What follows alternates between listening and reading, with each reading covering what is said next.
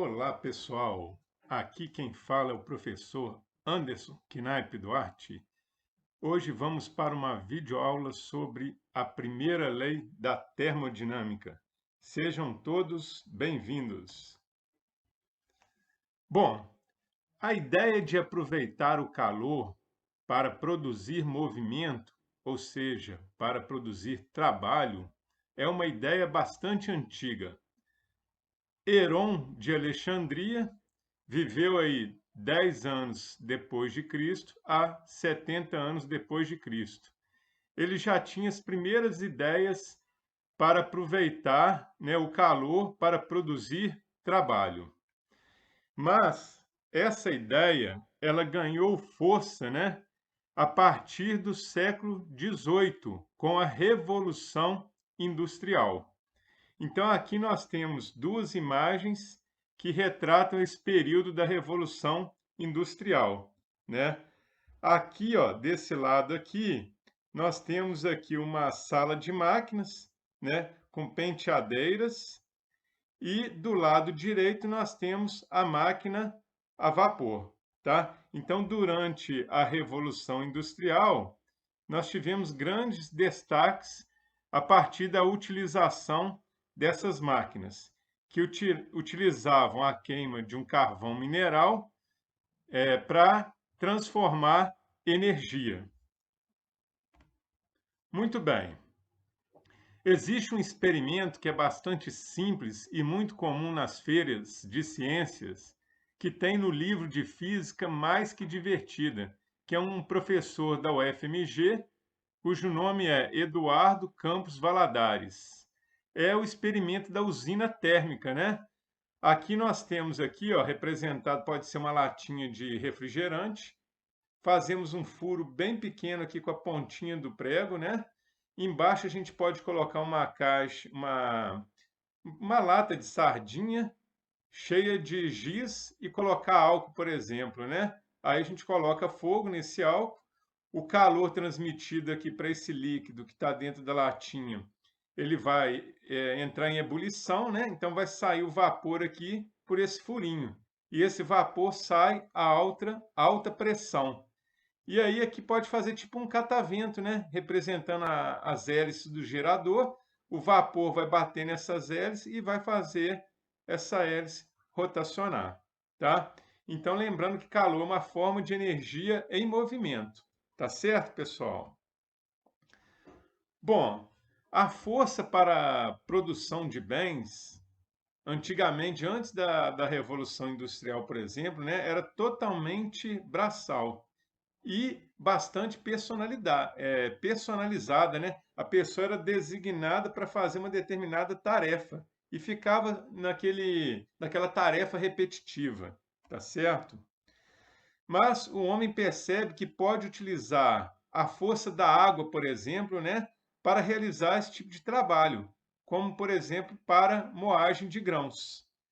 Aí você pode estar pesquisando as rodas d'água e moinhos de água para verificar isso, né, dentro da nossa história, né? Aqui nós temos representado aqui, ó, uma roda d'água, tá? Então, com a própria força da água que faz girar, né, essa roda, você converte esse movimento aqui, essa energia rotacional aqui pode ser convertida em outra forma de energia, né?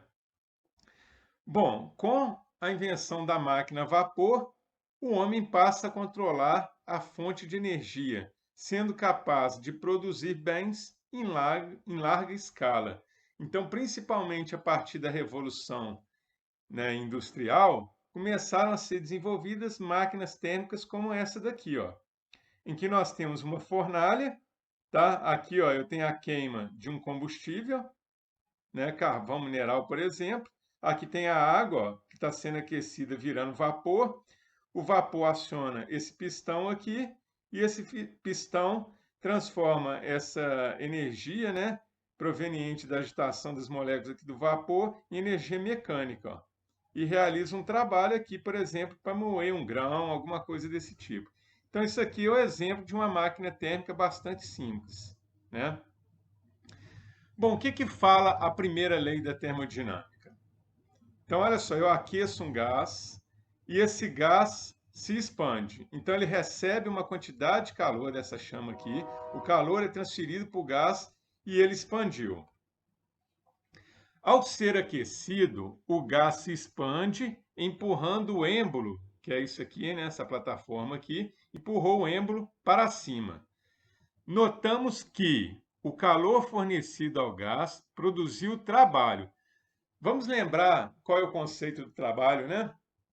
Trabalho é força vezes deslocamento, tá? Então, a pressão, né, esse aumento de pressão aqui, fez o que? Surgiu uma força que empurrou o êmbolo para cima, tá? Realizando um deslocamento. Portanto, o gás realizou o quê? Um trabalho.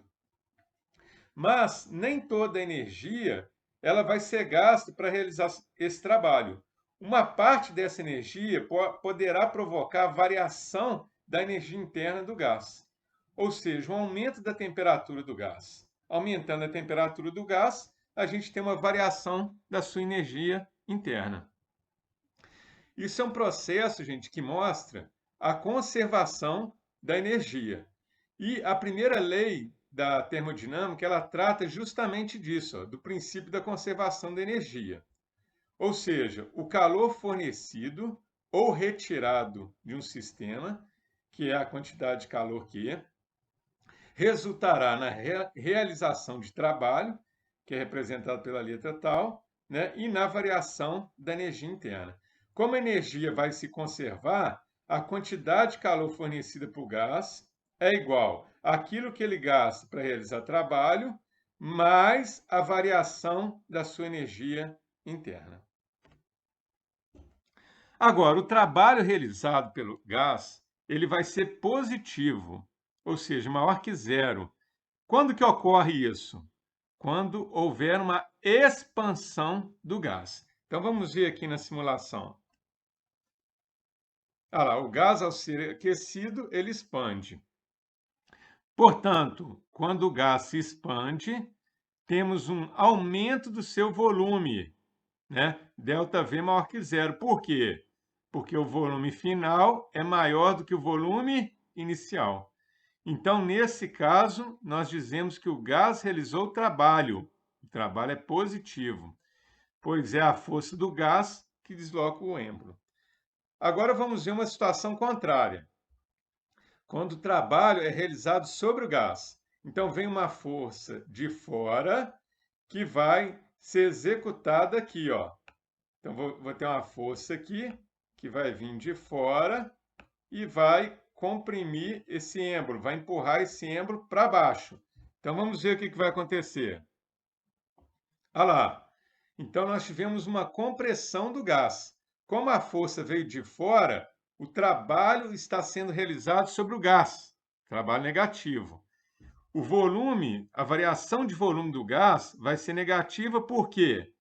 Porque o volume final é menor do que o volume inicial. Então, nesse caso, nós temos um trabalho realizado por uma força externa F, comprimindo o gás, diminuindo o volume do gás. Então, o trabalho vai ser negativo. Reparem o seguinte, só há realização de trabalho quando tem deslocamento, ou seja, variação do volume do gás. Se o volume permanecer constante, o trabalho será igual a zero. Muito bem, aqui, ó, aquecendo, vou voltar e a gente observa essa figura aqui. O que acontece com o termômetro aqui, registrando a temperatura em Kelvin, enquanto o gás é aquecido. Ó. Olha lá, aqueceu, a temperatura do gás aumentou. Então, vamos ver qual é a relação da temperatura com a energia interna do gás, que é representado pela letra U. A energia interna de um gás está diretamente relacionada com a sua temperatura. Assim, uma variação na temperatura do gás vai indicar a variação da sua energia interna. Então, para moléculas monoatômicas, nós temos a seguinte equação. U é igual a 3 meios vezes N vezes R vezes T. Então, 3 meios é constante, né? O N é o número de moléculas do gás. Esse valor só vai variar se a gente alterar a quantidade de gás. caso contrário vai ser constante.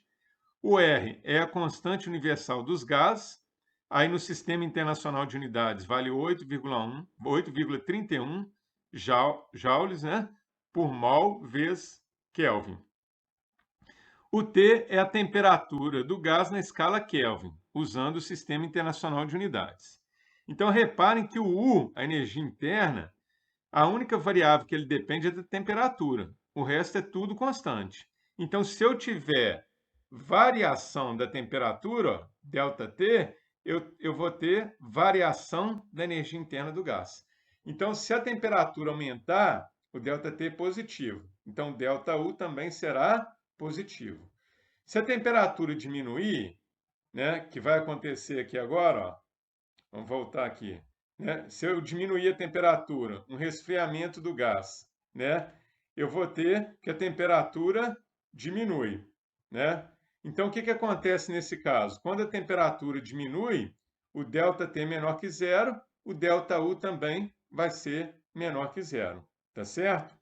Se a temperatura do gás não variar, se manter constante, o ΔT é igual a zero, então o ΔU também vai ser igual a zero, que é, no caso, uma transformação isotérmica que a gente vai falar mais adiante, tá?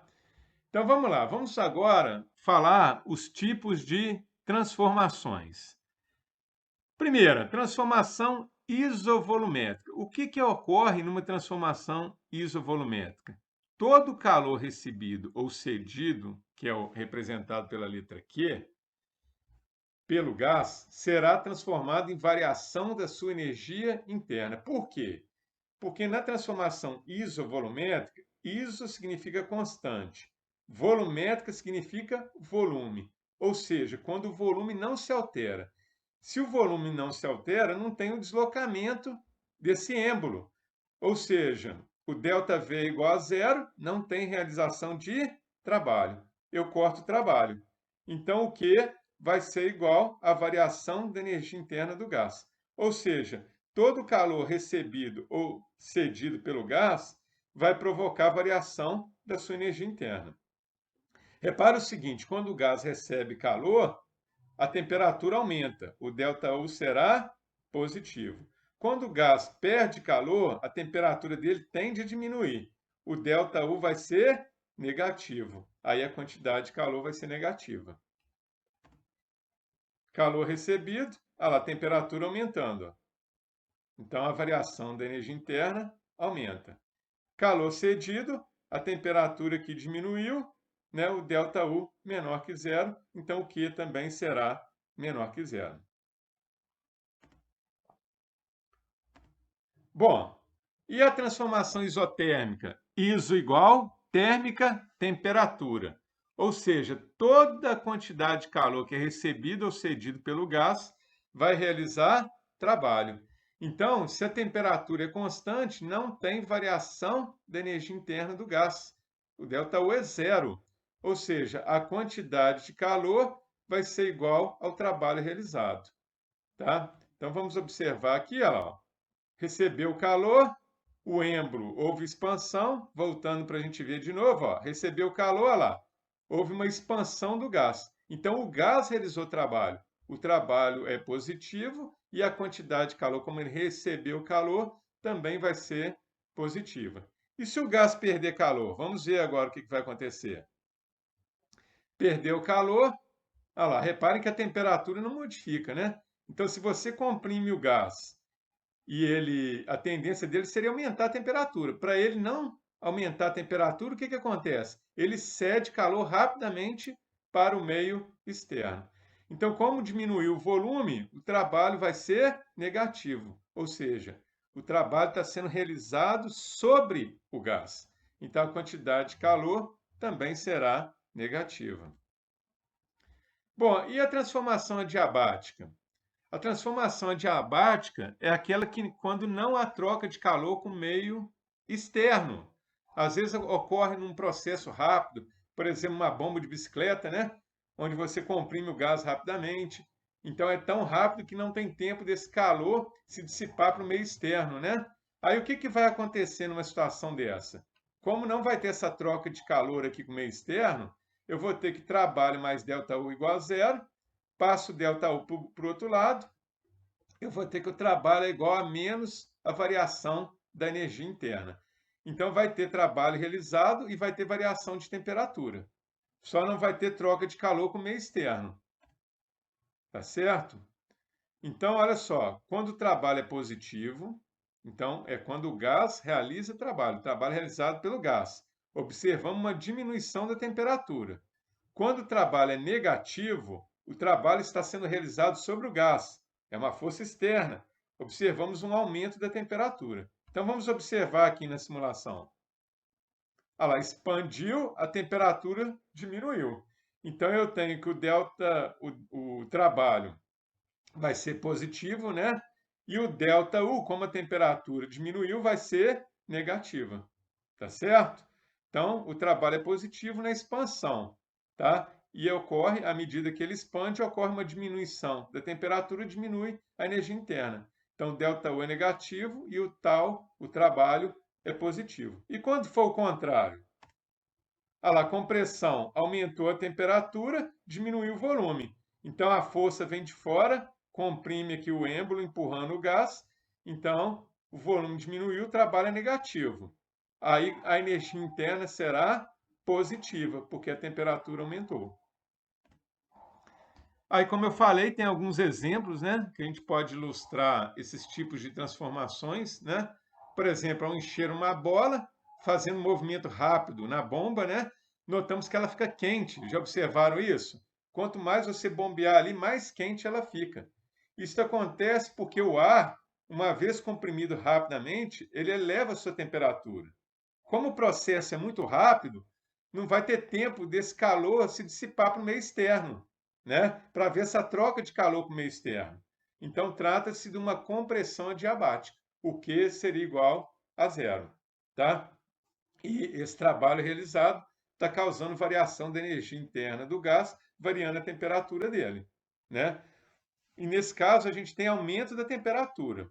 Agora, um segundo exemplo, que é contrário ao anterior, que faz a temperatura cair, né?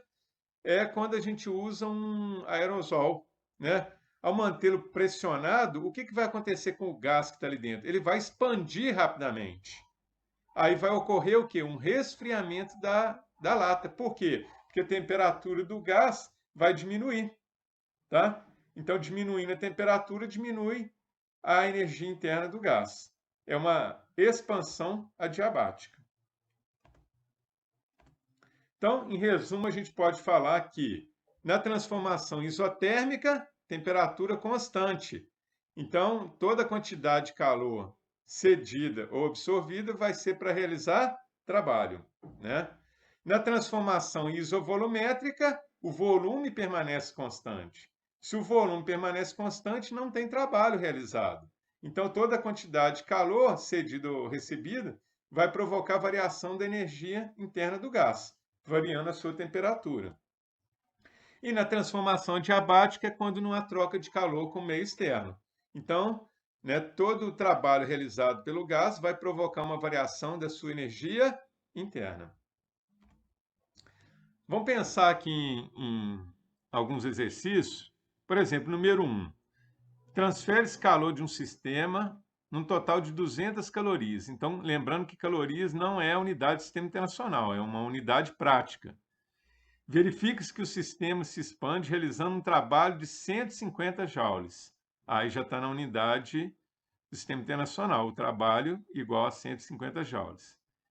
E sua energia interna aumenta. Então, a gente sabe que a temperatura do gás vai aumentar, tá? Vamos considerar que uma caloria igual a 4 joules. Calcule a quantidade de energia transferida ao sistema em joules. Então, a primeira coisa é converter, né? A quantidade de calor que é recebido pelo gás é 200 calorias, positivo, porque está recebendo. Então, eu vou fazer a conta o quê? A quantidade de calor é 200 vezes 4 joules. Então, a quantidade de calor recebida vai ser igual a 800 joules, a unidade de sistema internacional. Ok? Agora vamos aplicar a primeira lei da termodinâmica para calcular a variação da energia interna do sistema. Então, foi informado que ele recebeu 800 joules e realizou um trabalho de 150 joules. Reparem que o calor recebido é positivo, porque recebeu calor, e o gás realizou trabalho, né? Uma expansão. Então, o trabalho também é positivo, de 150 joules. Então, pela conservação da energia, a primeira lei da termodinâmica, nós temos que a quantidade de calor é igual ao trabalho mais variação da energia interna. Então, eu recebi 800 joules, igual ao trabalho de 150, mais a variação da energia interna. Então, fazendo as contas aí, a variação da energia interna provocada aí foi de 650 joules. Como o resultado foi positivo, nós podemos afirmar que a temperatura do gás aumentou. Então, repara o seguinte, mesmo ele expandindo, ele aumentou de temperatura. Por quê? Porque olha a quantidade de calor que ele recebeu. 800 joules. Foi uma quantidade de calor muito grande. Então, mesmo ele expandindo, ele teve um aumento da sua temperatura. No segundo exemplo aqui, ó, nós temos aqui um gás que está dentro dessa caixa aqui, vamos dizer assim, né? Mantido a pressão constante, nesse cilindro, na verdade, né? Aí tem um êmbolo pesado aqui, que está sendo pressionado aqui por uma força de 400 newton. E aí esse êmbolo ele pode deslizar livremente ali, tá certo? Para cima ou para baixo. O peso do êmbolo mais o peso da coluna, então, na verdade, essa força de 400 está somando as duas, né? O peso do êmbolo mais da coluna de ar aqui. Uma quantidade de 28 joules de calor é transferida lentamente para o gás. Então, ele vai receber calor, vai ser aquecido. Neste processo, o êmbolo vai subir, o gás vai expandir. Ele vai subir 0,02 metros, ou seja, 20 centímetros, né? Mesmo ele expandindo, vai provocar uma variação de temperatura, né? Aumentando a temperatura dele em 20 graus Celsius. Letra A, qual foi o trabalho realizado pelo gás? Letra B, determinar o calor específico do gás no processo, sabendo que sua massa é de 0,5 gramas. Então vamos lá, vamos fazer a letra A, determinar o trabalho realizado pelo gás. De início, é preciso considerar que a pressão do gás se mantém constante. Logo, o que tem que acontecer, né? A força que o gás exerce sobre o êmbolo é constante e não deve ser maior do que 400 newton, pois o êmbolo deve subir lentamente. Então, ele vai subir com velocidade o quê? Constante. Né? Então, a força, aplicando a segunda lei de Newton, força resultante é massa de aceleração. Essa força resultante tem que ser igual a zero, porque se não for zero, ele vai ter aceleração. Então, portanto, né, a força do gás deve ser de 400 newton para ele subir com velocidade constante. Ok? Foi o que aconteceu. Ó. Então, lembramos que trabalho é força vezes deslocamento, tá? A força, então, constante de 400 newton vezes o deslocamento, que é a distância que ele subiu. 0,02, eu vou ter um trabalho de 8 joules. Na letra B, vamos determinar o calor específico do gás nesse processo. Então, a gente sabe que ele recebeu 28 joules de quantidade de calor e o trabalho realizado foi de 8 joules. Então, nós podemos calcular a variação da energia interna do gás, aplicando a primeira lei da termodinâmica. Quantidade de calor é igual ao trabalho mais a variação da energia interna. Então, substituindo os valores, achamos aqui uma variação da energia interna igual a 20 joules. Reparem que a variação da energia interna do gás deu positiva, significando que a temperatura dele vai aumentar. Bom, sabemos que o aumento de temperatura foi de 20 graus Celsius, né, e ele recebeu 20 joules. Então, vamos usar aquela equação que a gente pega lá da calorimetria, né? A quantidade de calor sensível, que é aquela que provoca variação da temperatura, é igual à massa do gás vezes o calor específico dele, vezes a variação de temperatura. Então, nós temos que a quantidade de calor que ele recebeu foi de 20 joules, tá certo? Eu tenho que a massa é 0,5 gramas, vezes o C, que é o calor específico, vezes a variação de temperatura, que foi de 20 graus Celsius. Fazendo essa conta, então, nós temos que o calor específico é igual a 2 joules por grau Celsius. Lembrando que aqui, né, nós temos sempre energia utilizada em Joule no sistema internacional. Tá certo, pessoal? Então, para hoje foi isso e até a próxima. Um grande abraço para todos.